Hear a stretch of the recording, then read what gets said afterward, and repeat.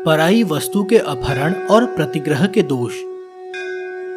महादेव जी कहते हैं, जो मनुष्य अमावस्या को दूसरे का अन्न खाता है, उसका महीने भर का किया हुआ पुण्य अन्नदाता को मिल जाता है। अयन आरंभ के दिन पराया अन्न भोजन करे तो 6 महीनों का, और विषव काल में पराया अन्न भोजन करने पर 3 मास का पुण्य चला जाता है। यदि चंद्र ग्रहण और सूर्य ग्रहण के अवसर पर मनुष्य भोजन करे तो 12 वर्षों से एकत्र किया हुआ सब पुण्य नष्ट हो जाता है। संक्रांति के दिन दूसरे का अन्न ग्रहण करने पर महीने भर से अधिक समय का पुण्य चला जाता है। एकादशाह श्राद्ध में पराया अन्न भोजन करने पर 3 वर्ष का पुण्य चला जाता है। मासिक श्राद्ध में भोजन करने पर 8 वर्ष का, और छमाई श्राद्ध में भोजन करने से आधे वर्ष का पुण्य नष्ट होता है। जो अस्थि संचयन श्राद्ध में दूसरे का अन्न खाता है, उसका जन्म भर का पुण्य चला जाता है।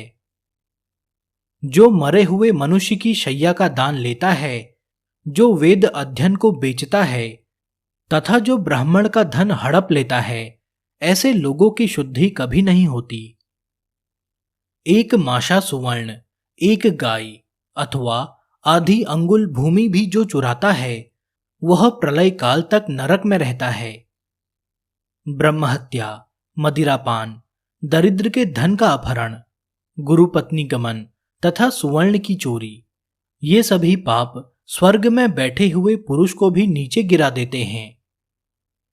चिता के काष्ठ समूह का और वेद बेचने वाले ब्राह्मण का स्पर्श करके स्नान करना चाहिए। वेद बेचने वाला पुरुष द्रव्य के लिए जितने वेदाक्षरों का उपयोग करता है, उतनी बाल हत्याओं को प्राप्त होता है।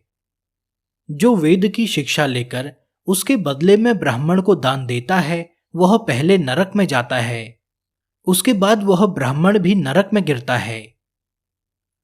वेदज्ञ ब्राह्मण भी यदि बलि वैश्व देव नहीं करते तथा अग्निहोत्र आदि ग्रह कर्म से अलग रहते हैं, उन्हें शूद्र ही जानना चाहिए।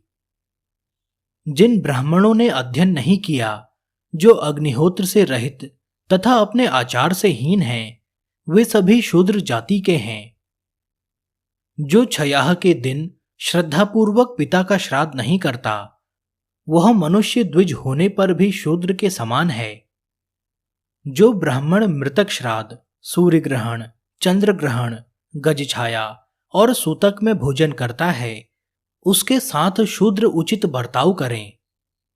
ज्योतिष का एक योग जो उस समय होता है जब कृष्ण त्रयोदशी के दिन चंद्रमा मघा नक्षत्र में और सूर्य हस्त नक्षत्र में हो, वह योग श्राद्ध के लिए अच्छा माना जाता है। ब्रह्मचारी, सन्यासी, शिल्पी तथा यज्ञ दीक्षित पुरुष को एवं यज्ञ, विवाह तथा सत्र में कभी सूतक नहीं लगता। शिल्पी, नट, दूत और सूदखोर ब्राह्मणों के साथ शूद्र उचित बर्ताव करना चाहिए। जो निषिद्ध कर्मों में संलग्न, पाखंडी, दुष्कर्मी और पापाचारी हों, वह ब्राह्मण शूद्र के समान माना गया है।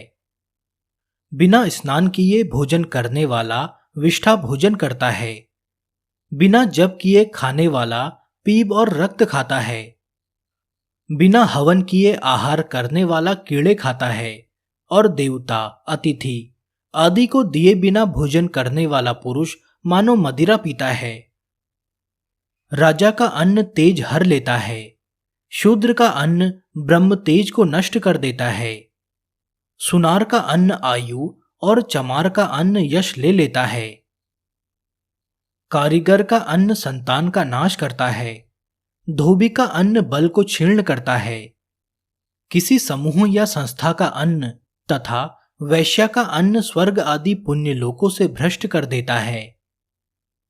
वैद्य का अन्न पीब, व्यभिचारिणी स्त्री का अन्न वीर्य, अधिक ब्याज लेने वाले का विष्ठा और हथियार बेचने वाले का अन्न मल के समान त्याज्य है। ब्राह्मण मांस, लाख और नमक बेचने से तत्काल पतित हो जाता है, और दूध बेचने से 3 दिन में शूद्र के समान हो जाता है। रस को रस से बदलना चाहिए, किंतु रस देकर नमक नहीं लेना चाहिए। पके अन्न को कच्चे अन्न से बदला जा सकता है। तिल को उसी के बराबर धान्य से बदलना चाहिए। जो ब्राह्मण तिलों से भोजन, उबटन और दान से भिन्न कोई दूसरा व्यापार आदि कर्म करता है, वह कीड़ा होकर अपने पितरों के साथ कुत्ते की विष्ठा में डूबता है। पुआ, सुवर्ण, गौ, घोड़ा, पृथ्वी और तिल का दान देने वाला ब्राह्मण यदि विद्वान न हो तो वह उसे ग्रहण करके काष्ठ की भांति जल जाता है। दान में लिया हुआ सुवर्ण आयु का तथा रत्न अपने शरीर, पुत्र, पौत्र, प्रपौत्र, दौहित्र तथा कुल में होने वाले अन्य पुरुषों का नाश कर देता है। 5 योजन के भीतर भी यदि अपने गुरु का आगमन सुनाई पड़े तो उनकी उपेक्षा न करे। मनुष्य सदा सत्पात्र को ही दान दे।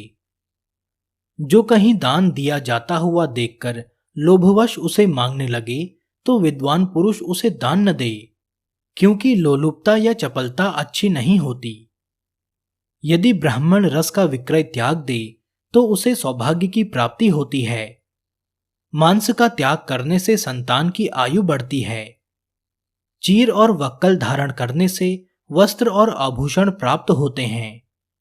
सच बोलने से मनुष्य स्वर्ग में क्रीड़ा करता है।